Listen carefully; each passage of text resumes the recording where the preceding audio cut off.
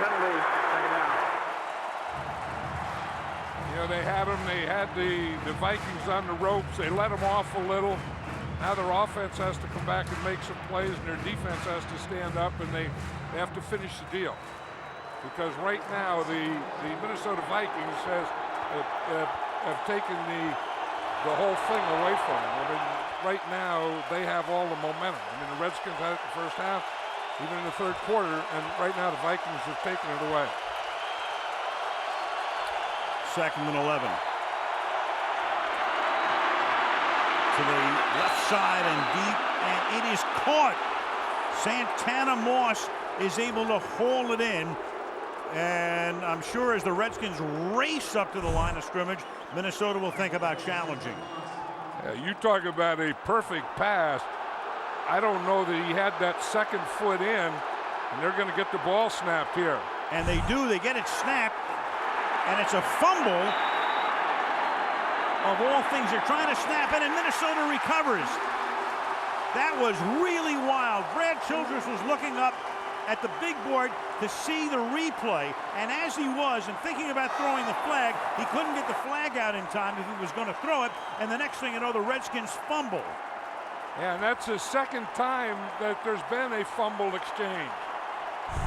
Remember the last time Todd Collins didn't get it? That time it hit the front of his hands. He looked like he was pulling out again. This is something that has to be automatic.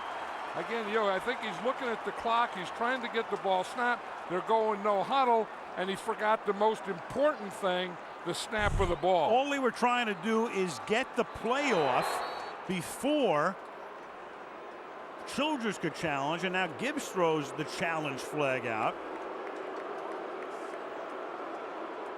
Not sure what Joe is challenging here. Washington is challenging that there were 12 men on defense on the last play. We'll review the play. All right. Any port in a storm.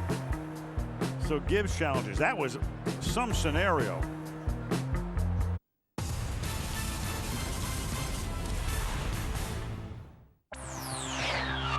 NASN Trivia Timeout. In 1984, what NFL Hall of Fame quarterback became the league's first 5,000-yard passer? Stay tuned. The answer is coming up. Cubs and Yankee fans are like oil and water. Cubs and White Sox fans at the same dinner table? Bad idea. Despite their differences, fans do have one thing in common. Their heroes all wear Majestic Athletic, the official uniform supplier for all 30 Major League Baseball teams. Available now all over Europe at NASN.com. Back to NASN Trivia Timeout. Now, the answer. In 1984, Dan Marino became the NFL's first 5,000-yard passer and set the NFL single-season record for 48 touchdown passes.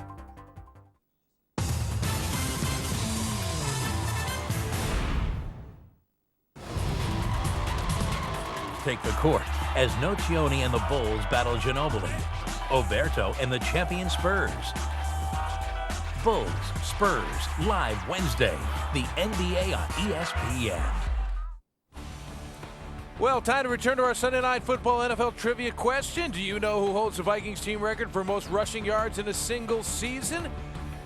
Chester Taylor, Robert Smith, Michael Bennett, Adrian Peterson. The answer, Robert Smith, who rushed for over 1,500 yards in the 2000 season. Adrian Peterson seemed to be well on his way to breaking that mark, but his last few games, he's had a very tough time gaining yardage. Right now, though, his Vikings may be on the comeback trail.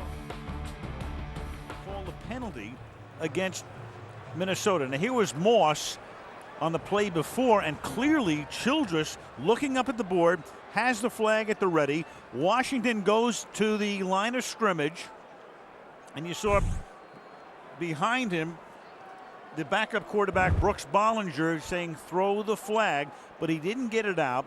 And then Gibbs has the presence of mind, or somebody upstairs. That was a brilliant challenge by Gibbs here, because he has a good chance of winning this.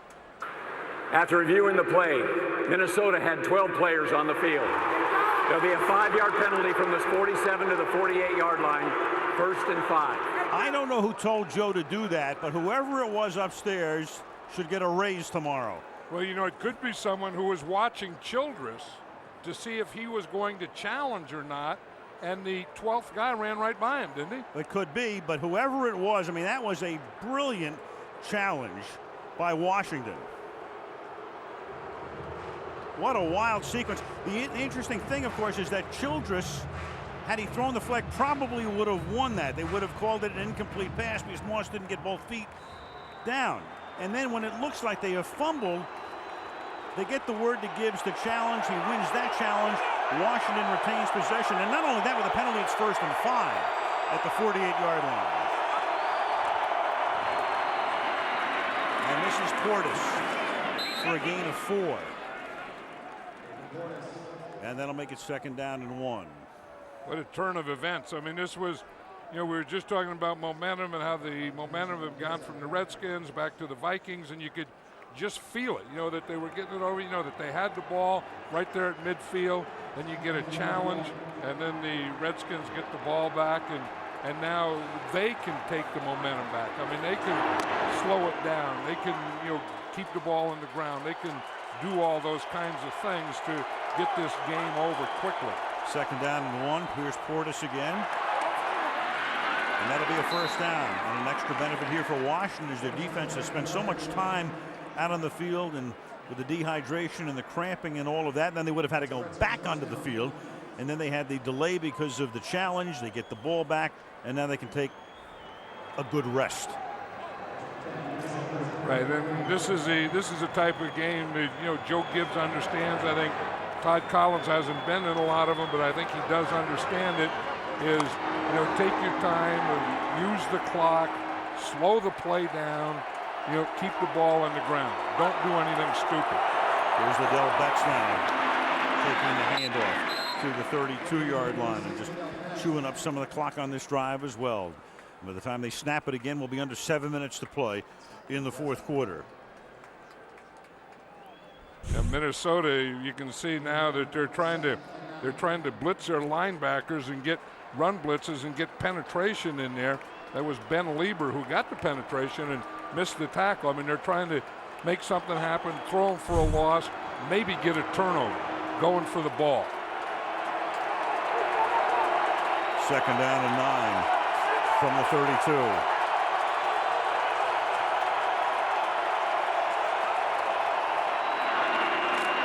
Quick flip caught by Caldwell. Riche Caldwell making another catch. Former Charger and Patriot. And his 4th catch of the night. And Minnesota is going to take a timeout here prior to a 3rd and 5.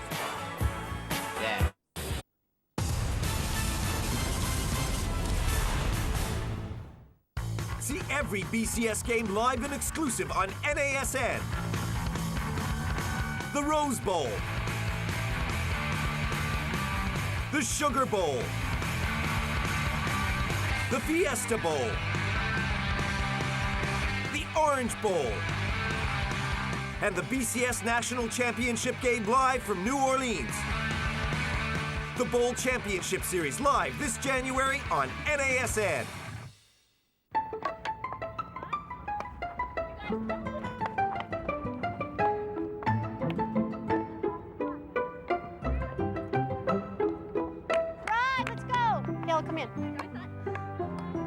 Looks like the med school scouts are out early today.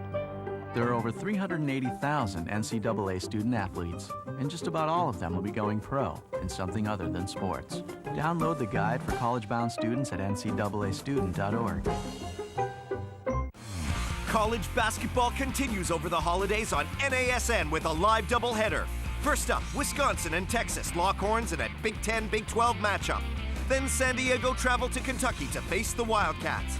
A live college basketball doubleheader this Saturday only on NASN.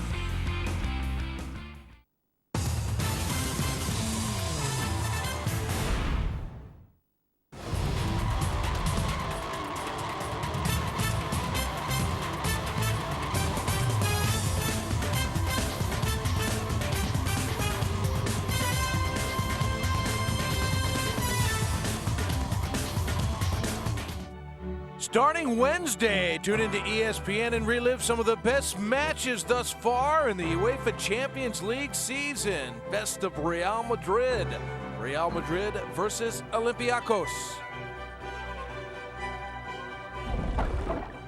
By Washington that retains possession, and now after Minnesota takes a timeout to start to conserve some clock time, a huge defensive stop here necessary for them on the 3rd and 5, and Clinton Portis will deny it to them as he takes it to the 19 and a first down. You know, we're talking about running and how it's tough to run against this defense early in the game, and isn't it funny how as you get into the 4th quarter, the running always gets easier? You know, where they couldn't get any movement on the Williams guys inside, now they're running right through them. You know, that if you just stay with something, that you will eventually wear them down. And the Redskins, I think, have worn these 2 tackles down. Portis, 66 yards tonight. Collins throws, and that is caught by James Thrash at the 13-yard line.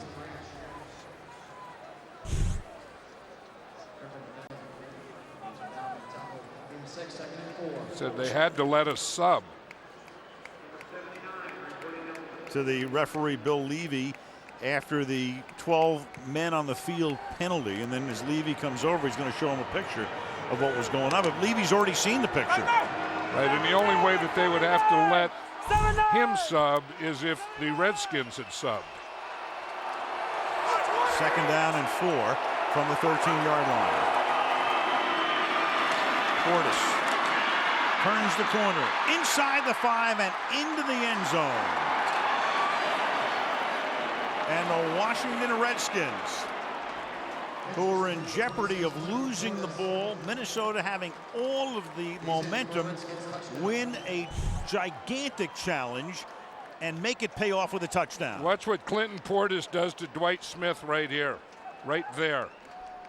That was just a whiff. That was terrible by Dwight Smith. I mean, doggone it, it's a football game, and he was trying to knock the ball out or something. But doing a whirlybird looks kind of dumb. But isn't it something how you just stay with something? The running game at the end eventually takes over. Sooner or later. 5:06 remaining in the 4th. Clinton Portis going into the end zone, and the Washington Redskins once again up by 18.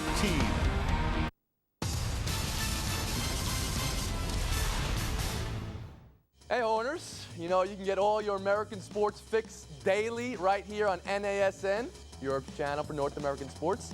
Join me and this merry band of journalists as we chew up, David spit out all the sports from the day. Why do you stop freaking matches at noon? Exclusively on NASN. Horde! Cheerio, Since 1989, Coca-Cola has provided more than $35 million in college scholarships. And as the NCAA's first corporate champion, Coca-Cola proudly supports 88 NCAA championships in 23 sports for 360,000 student athletes every year. Satisfying a thirst for learning, both in the classroom and on the field. The Coca-Cola Company and the NCAA. The hard-hitting action of American football continues with Monday Night Football on NASN. And this week, it's an old-fashioned AFC showdown. With only one more game to go after this week, the Denver Broncos look to play spoiler when they face the Lightning Bolts, the San Diego Chargers. Are you ready for some football? Broncos, Chargers, live tonight. Coverage begins with Monday Night Countdown, the NFL on NASN.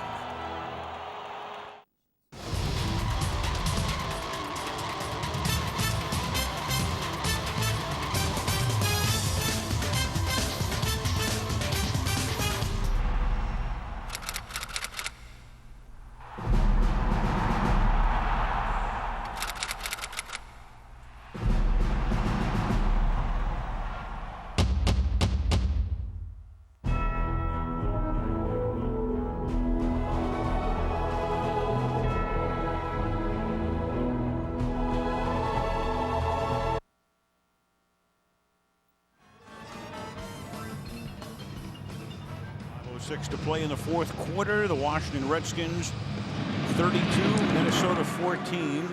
And with Adrian Peterson dropping back to run the kickback, it's a short kick That's fielded up at the 24-yard line by Otis Grigsby, a defensive tackle. And if you're going to kick off with Peterson back there, put it in the hands of a defensive tackle. Put it in the hands of a Grigsby. That's right. He looked like a Grigsby trying to catch it too, didn't he? Tell you, I think they wore those guys down. You know, the defensive line, kind of, stopped the run. It was tough running for the Redskins, and you stay with them and you get to them in the fourth quarter, I think. Redskins are one of only 3 teams this year to rush for 100 or more yards against this Viking defense, number 1 against the rush in the league. And Jackson's going to have to throw it away on first down. So it's 2nd down and 10 with under 5 minutes to play in the fourth quarter. But I remember, Joe Gibbs last night when he was saying that, you have to watch out when you run early on them. You have to watch out running inside early. And I knew what he was thinking. He didn't say it, but he's thinking that, you wear them down a little and maybe we don't get anything in there early, but we will when we get in the 3rd and 4th quarter, and that's exactly what they did. 2nd and 10. On the 27-yard line. And taken up to the 38-yard line by Chester Taylor. And the Vikings will have to go without a huddle. Says it'll be tough for the Vikings. I mean, they come in here and know that all they have to do is win, and they're in the playoffs. And the Redskins have had a tough road here. And they're the traveling team, and all those things, and everything was going the Vikings' way, but the Redskins just took it away from them. And it couldn't have worked out better for Washington if they win the game, because of all things, with Green Bay losing to Chicago, there's nothing at stake for Dallas next week. So Wade Phillips can do whatever he wants. Romo can play only part of the game. He can rest a lot of guys. And if Washington wins that, they would get the postseason play as Chester Taylor takes the ball to the 43-yard line. Well, one guy isn't going to play for Dallas next week, and that's Terrell Owens. Where he got hurt last night, a high ankle sprain. Says he'll be ready for the playoffs, but he'll get this next week off and then a bye the first week. So he'll have, in essence, 3 weeks to get ready. Going to play the 2nd weekend in January. This is Peterson making the catch, and Peterson gets knocked down as he takes the ball to the 36-yard line. 1st down. Redskins stopping Minnesota's attack tonight. Again, number 1 in rushing, averaging 170 yards per game tonight, limited to just 70 as we begin to close this one down. Jackson escaping, and then that pass is caught in bounds, and then having to step out of bounds after he stepped over Fred Smoot. That's the old hat deal. Excuse me, Al. That's the old hat deal again. I think the receiver was out of bounds before he caught it and came back in. Illegal touching of a forward pass, number 82, offense. Went out of bounds, came back in, was the first to touch. 5-yard penalty, repeat 1st down. Seen that before. Yeah, he's always too close to the sideline. I mean, watch him here. He doesn't even know where he is. I mean, he steps out of bounds just coming back.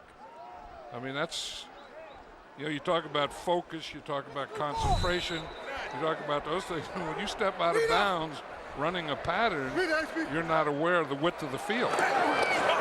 Juggled snap. Pass caught at the 35-yard line by Schenkel, but the Redskins will give him all of the passes of 5 or 6 yards that they want right now. Under 3 to play. The Vikings have 2 timeouts plus the 2-minute warning. And this is the first time they're really giving them that running. They're just laying off everything now. That'll be a 1st down as Fletcher makes the tackle. The ball will be spotted at the 24-yard line. If Tavares Jackson and the Vikings would have started out the way they played this second half, this would have been a lot tighter game, I think. Well, they were down at halftime, 22-0. That lead was extended to 25 before they got rolling. And the Redskins just had a great defensive plan, just to load the box, put everyone up there in the line of scrimmage, take away the run, dare them to pass, and the Vikings didn't pass, so they didn't pass effectively. And when they started to pass, and Greg Williams, the defensive coordinator here, he kind of backed off a little. And then the Vikings were able to get some stuff going.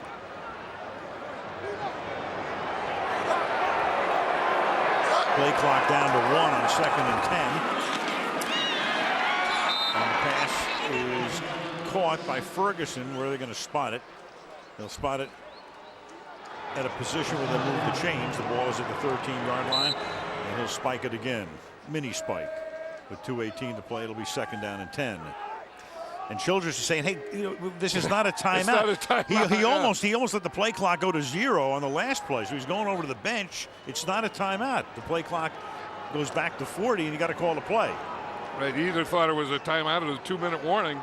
Started to walk out in the field, walk off the field. And they just had to tell him, get back out there and get a play on it. 2nd and 10. And that'll be caught and incomplete. No catch, no fumble. Sean Springs dislodging the football from the grasp of Robert Ferguson. 3rd and 10. Here's Ferguson, again, out there wide. That's where you have to run the slant. He runs the slant, and Ron Springs gets there and hits him just as the ball gets there. Dan Snyder down in the field.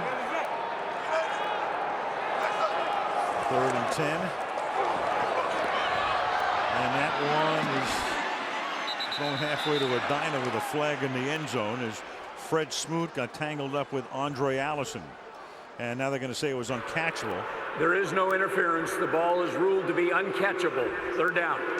So wipe that out, and it will be 4th down. You saw Dan Snyder on the sideline wearing the 21 decal. He'll probably be wearing for the rest of the season. There it is to honor the memory of Sean Taylor. And Dan is dressed casually. He's always wearing his 21 cap these days. And of course, there are the decals on the back of all of the Redskins helmets. 4th down and 10 from the 13-yard line. The Vikings trying to stay alive. And a prayer is thrown up and not answered. However, there is a flag as LaRon Landry came blitzing in. There's a flag in the end zone. That's why a prayer was thrown up, because Ron Landry came on a blitz and wasn't blocked. Pass interference, number 21 9 defense in the end zone. Ball will be placed at the 1-yard line. 1st down. Well, the prayer got answered late. Right, yeah, but he saw that coming. He just had to get rid of the ball. You see, here's where the hold is, right here. I don't know about that. That had to be where he had a hand or something inside. You see with Tavares Jackson, he just has to get rid of the ball because of the blitz. Well, sometimes prayers get answered retrospectively. 1st and goal at the 1, whatever that means. Jackson going for the corner of the end zone. He's in there for the touchdown. Tavares Jackson making it a 12-point game. The extra point will make it an 11-point game, which is still 2 possessions, and then they'll try to onside kick and recover it again. This is the thing with a good running team as the Minnesota Vikings are. When they fake the ball to Adrian Peterson, all the flow is going to go that way. And I always thought that a bootleg or a reverse is a good play. Long ball for the point after. The touchdown and the conversion coincide with the 2-minute warning, which comes with 1:58 to play.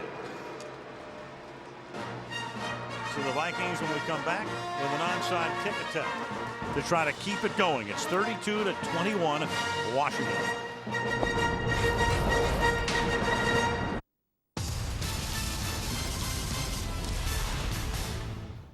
Hey, Horners. You can get all your American sports fix daily right here on NASN, your channel for North American sports. Join me and this merry band of journalists as we chew up, spit out all the sports news today. Why do you stop cricket matches at noon? Exclusively on NASN. Hort! Cheerio, folks. Since 1989, Coca-Cola has provided more than $35 million in college scholarships. And as the NCAA's first corporate champion, Coca-Cola proudly supports 88 NCAA championships in 23 sports for 360,000 student athletes every year. Satisfying a thirst for learning, both in the classroom and on the field. The Coca-Cola Company and the NCAA. The hard-hitting action of American football continues with Monday Night Football on NASN. And this week, it's an old-fashioned AFC showdown. With only one more game to go after this week, the Denver Broncos look to play spoiler when they face the lightning bolts, the San Diego Chargers. Are you ready for some football? Broncos, Chargers, live tonight. Coverage begins with Monday Night Countdown, the NFL on NASN.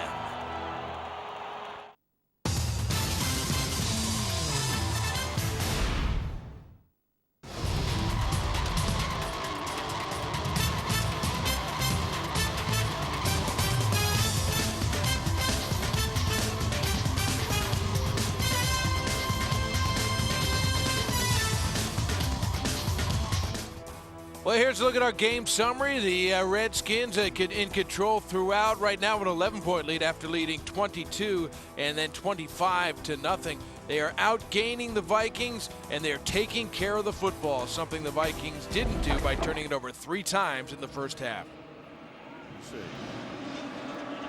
Here comes the onside kick. They've already recovered one. That was a surprise onside kick. The odds a lot more against you with a non-surprise, which this would be right here, an expected onside kick, and that doesn't even go the required 10 yards, and there's bumping and shoving and flags all over the place. The Redskins did an outstanding coaching job in this game. I think they came in with a plan on offense that was very, very good, and they came in with a plan on defense that was excellent, especially in the first half. I mean, they did exactly in this game what we talked about last night. I mean, they were going to, take away There were the 2 run. fouls on the play. Offside, number 42 kicking team. That penalty we accepted from the dead ball spot. There was also kick out of bounds. That penalty is declined. First down, Washington. But they were going to have balance on offense, run and pass, and he wasn't going to get away from the run just because of those 2 defensive tackles, and going to run on the edges, and then later in the game, run in the middle. Was going to throw enough, with Todd Collins, take some shots with Santana Moss and Chris Cooley. And on defense, they were just going to make Tavares Jackson beat them. They were just going to load the box and say, you're not going to run on us. Reporting eligible, 79. You're not going to run on us, and if you're going to beat us, your quarterback's going to beat. 79! You saw the Cliff Notes version of the playoff scenario, which we've explained to you many times tonight. And it's real simple for Washington. They win the game and they win against Dallas next week. They go to postseason as the number 6 seed in the NFC and looking to ahead to a matchup against the Seattle Seahawks. And in the AFC, everybody's in except the 6th team, whether it'll be the Titans or the Browns. And if the Titans win next week on Sunday night at Indianapolis, they're in. If they don't, Cleveland goes. Browns had a chance to get in today with a win against Cincinnati and could not pull it off. And that's the way it should be. I mean, there shouldn't be any side doors, back doors, anything. If you're going to be in the playoffs, you ought to be playing well at the end of the season, and you ought to win. I mean, the Vikings had that laid out for them tonight. And they had it here, you win and you're in the playoffs. You don't? You're not in the playoffs. 79! Minnesota took that last time out. They have one more. Yes, 46. Portis. Vikings will take their final timeout with 1 minute and 50 seconds. Clinton Portis still does it all, doesn't he? I mean, he's he's going to run it, and he's going to catch it, and and he's going to block it. Someone's going to come in and substitute for him. He just waves them off, and I started this deal. Let me finish it. He was involved in one of the biggest one-for-one trades in sports history, and you rarely see trades like that of that magnitude in the National Football League. Champ Bailey going to Denver. He's done a masterful job, one of the best cornerbacks in the league for several years, and then Portis winding up going to Washington.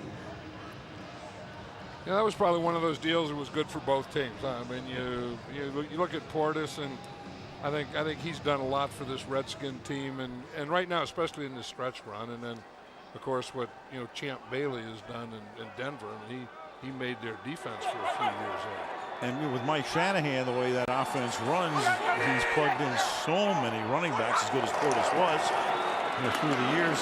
So that Mike hands the ball to anybody, and they're going to have a pretty good season. Meanwhile, Minnesota cannot stop the clock here, as Liddell Betts will take the ball to the 30-yard line. And the next time they snap it, we'll have just a little bit more than a minute to go. But I was going to say, I'd still take Clinton Portis because, you know, of all the other things that he does. And when we talked about, you know, his pass protection, the way he blocks, how tough he is, he can throw it, he can catch it. And this is a very, very valuable guy. Washington will take the clock all the way down and either take the timeout or even delay a game here, because you're in a situation, you're not going to try a field goal here. Because the field goal still keeps it as a two-possession game, and the downside is you get it blocked or you miss it, and you give Minnesota that much more room. They don't have a timeout. They're going to have to score twice. So we'll see what Joe has in mind here. Meanwhile, the Sirius Satellite Radio postgame show coming up.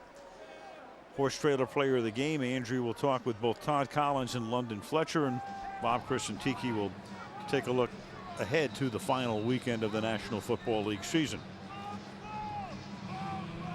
Patriots going for 16-0. Titans trying to get into the playoffs.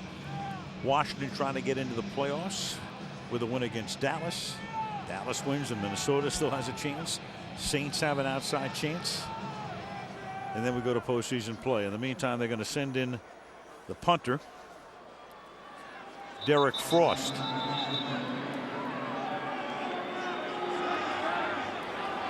Bill Levy, that's a signal to reset the play clock at 25. Or raise the roof. You take your choice. I'd like to raise the roof and play a snow game. I don't want to.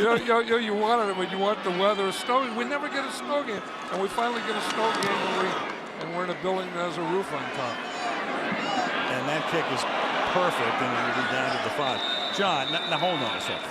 We have spent the last 5 weeks in Buffalo, Foxborough, as you look at the old Met. We've been to Pittsburgh. We've been to Baltimore. We've been to the Meadowlands. We had to come to Minneapolis to get warm. I know, but you live for games like this, you know, where you can see your breath. When you're out there cooking in the parking lot, you know, when you need a blowtorch like this to clean the snow off. I mean, you can't beat a good old blowtorch on a football field to get it ready to play a game. As long as you can go out and tailgate for about an hour before the game, then it's okay. Because of the brandy, you mean? Well, you know, or whatever else you want to have in there. From the 5-yard line, there's a little dump off over the middle of Chester Taylor. And he'll pick up 8 yards. Minnesota cannot stop the clock. And all the Vikings can do is think ahead to next week when they play the Denver Broncos. As Jackson gets taken down to the 19. If I'm not mistaken, I think those games are played simultaneously. Fred, help me out on this if you know. Minnesota, Denver, and Dallas, Washington, I think is going to be the late game. So Minnesota is going to wind up playing a game against Denver, and of course looking at the scoreboard all day long. 1st and 10, the ball is at the 19-yard line. Right, and by losing tonight, they don't control their own fate, as you had said earlier. That's right. Now is it their own fate or just their fate? Well, there are teams that control their own destiny, but right. everybody's that's been used for that's just been worn out. Yeah. So by losing tonight, the Minnesota Vikings lost that. Well, yeah, I mean, they still have a chance. They can still be in the playoffs, but they don't control their fate anymore. Or destiny. They don't control either one of them. But coming into this game, they did, and that's what they lost was their fate. Right. Or the control of their fate.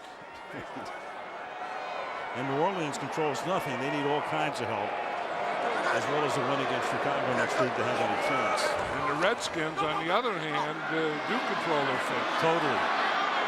Barring a flag, final play of the game coming up right here, and it will be a volleyball tap and incomplete.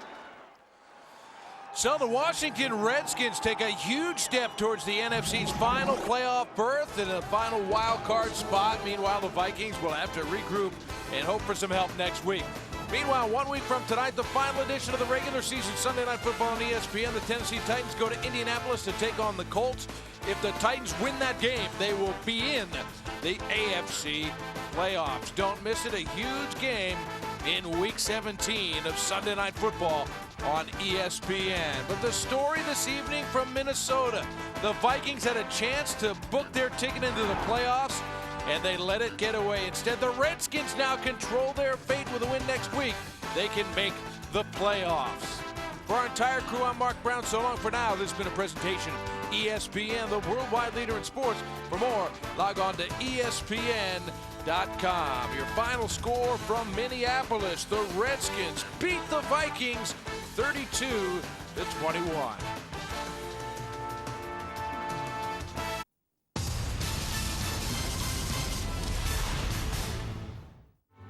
Spend your holidays with us right here on NASN. The NFL regular season comes to an end with the league's top teams vying for playoff berths. Pass into the end zone, and it's caught for the touchdown! We've got 15 bowl games leading to every BCS game live in January. Touchdown, Ohio State! And ring in the new year with a special live NHL doubleheader. Scores! The holidays have never looked brighter on NASN.